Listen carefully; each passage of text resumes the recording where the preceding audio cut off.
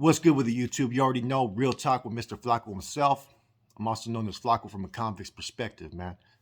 As always, we dive into sensitive issues, grave matters, stuff that needs to be talked about concerning prison, the community, the streets, gangs, our children, our future. And I have one topic that's been on my mind that I want to address.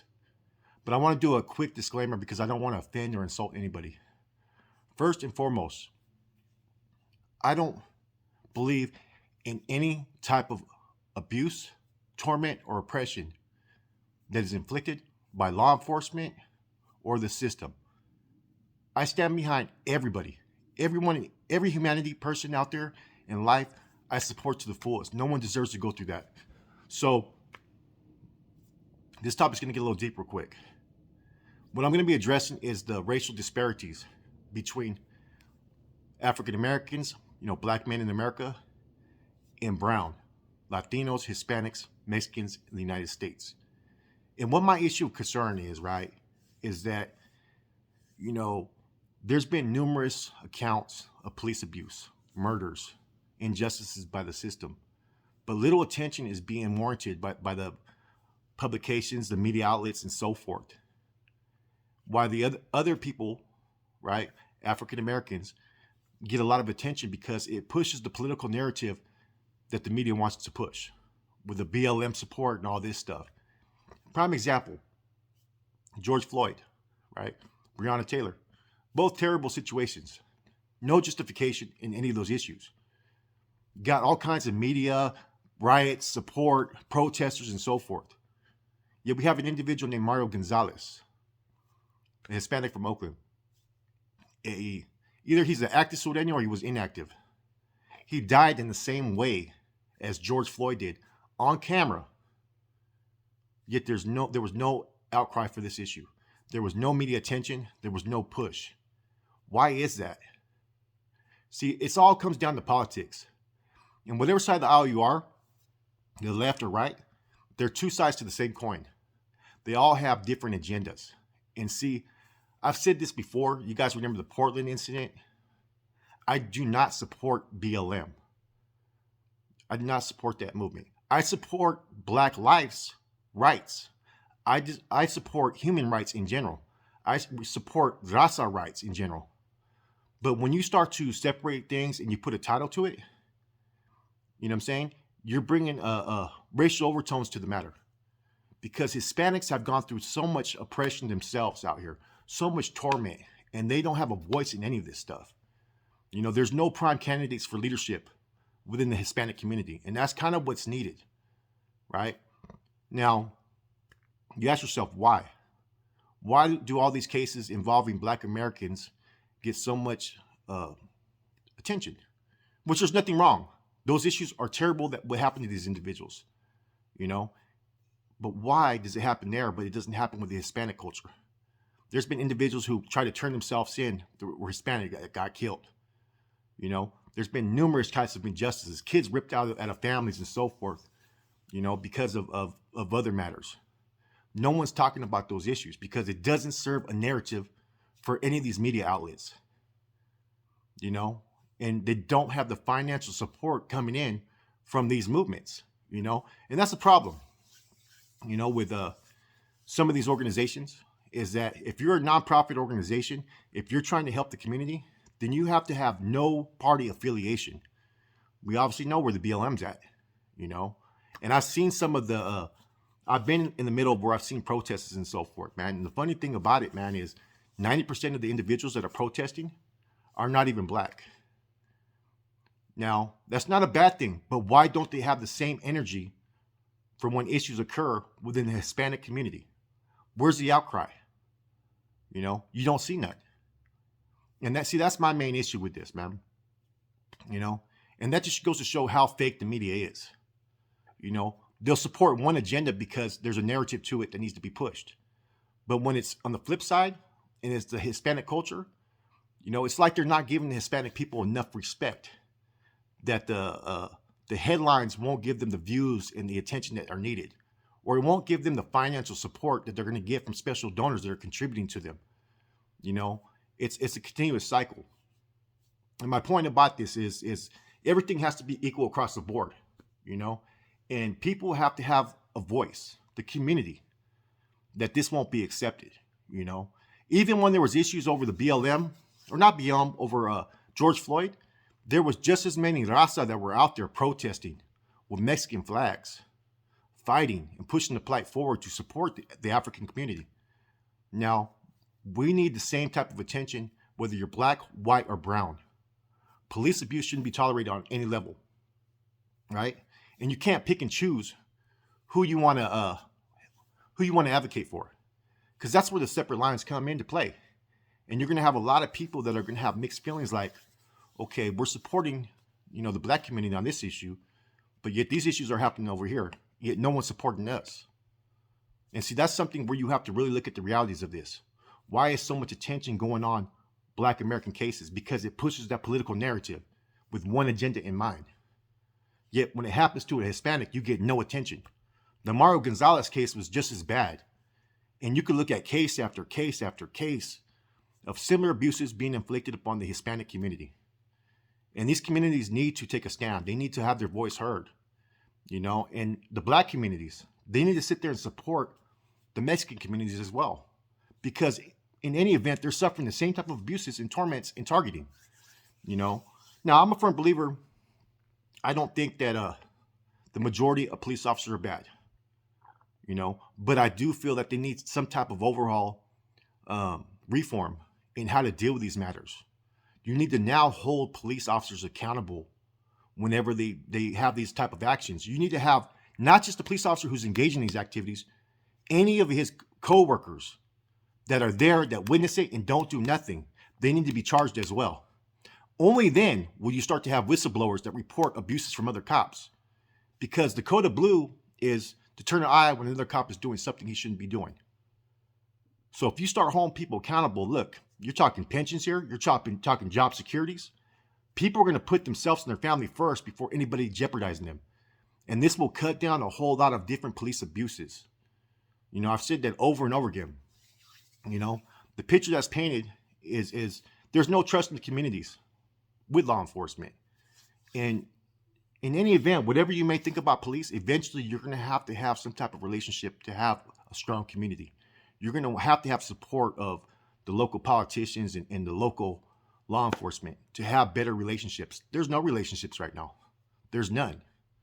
And it's because of situations that occur over and over again and the media putting it out there that there's no trust. And that's what needs to change. Examples need to be set, you know. And the Hispanic communities need to have a voice in this too. You know, they can't just continue to abuse people, target people. You know, I've said it before. When I was in prison, you know, I understand what any group goes through, because the Norteños in general in prison, we had it worse than anybody from administration, period. Because one, we were low in numbers. Two, because we didn't take disrespect and handle our business. They looked at us as troublemakers. So we were always targeted for abuses, oppression, our cells being tossed up, isolated, all kinds of things. Like, anybody that's been in the system knows exactly what I'm talking about, you know? And so that type of cycle needs we need to push out there on the streets changes within these communities, hold law enforcement accountable, and no longer allowing everybody else to be a poster boy for their political needs. Because that's exactly what they're doing, you know? You know, much respect to the black community and so forth. I'm there with your plight. I'm there with your struggles. You know, but what I'm getting at is the same attention needs to be given to the Hispanic community as well. The same support needs to be given to the Hispanic community as well. You know, we need to bridge the gap between past relationships and focus on, you know, a common enemy, a common opposition. And I'm not saying all law enforcement are common enemies or opposition, but there's a lot of abusive tactics. There's a lot of wrongdoing that occurs, and they need to be looked at for what they're doing. Because this is what leads kids to going down that path. You know, they see the cops, you know, abusing, you know, their cousin, their brother, and therefore that hatred is built inside. You know, I used to get targeted all the time, illegal searches and so forth, man, and, you know, planted evidence and shit, all kinds of stuff, man. They didn't care, you know. They're just looking for the numbers, the quota. And if it was personal, I've been threatened. You know what I mean? I've had my ass kicked. I've had all kinds of shit by cops. You know what I mean? And that's just the reality of that life. It doesn't. There's, I think, very few nowadays cops don't discriminate as much as people think. I think that they discriminate in the way that they look at everybody in one way. And sometimes if you're out there acting in a certain way, of course you're going to be targeted, man. But that's where we need to know our rights. That's where we have to have our cameras ready. And that's where we can't just let these matters just go unnoticed. I mean, there's so many different cases that have occurred out here of police abuses that no one's done nothing about, man. And as a Raza, as a culture, 10, 20 years from now, the Hispanic community will be one of the deepest populations in the United States. The numbers are growing. So don't wait now to start having your voice heard, man. Don't feel the need that, well, it didn't happen to me, And see, that was a problem that I had when all this stuff was going on. George Floyd, terrible situation, all these situations. But what upset me was when it happened to an Hispanic, there was no attention and nobody was fighting for anybody. We got to have that same energy all the way around. Otherwise, everybody's being someone else's puppet. For a whole political, like I said, narrative. They're playing people, And so, there's been a lot of changes, compared to what happened 20, 30 years ago. Law enforcement are being scrutinized a little bit more. But they need to restructure the laws, man. We need to have everyone accountable if these type of misactions occur. There's no reason for anybody to lose their life based upon one rogue cop who gets a little too aggressive. If you see this as a law enforcement officer, you need to be held just as much accountable. Just because you didn't engage or do nothing doesn't mean that you're not as responsible because you did nothing to fix it either. And the moment you start having that, you'll start having law enforcement that are going to have to either get in line and have proper conduct, or you're going to have those law enforcement that are going to have to go against this 100-year code of blue, which you never tell another cop, and you're going to start having cops worry more about their job security. So look at everything as I said, man. Sometimes in the Hispanic communities, sometimes they're illegal, so they're scared to have a voice because then they get threatened. But I think there's enough people out there, man, that recognize that in this struggle, in this plight, you got to have a voice. If you don't say nothing, then nothing's ever going to change.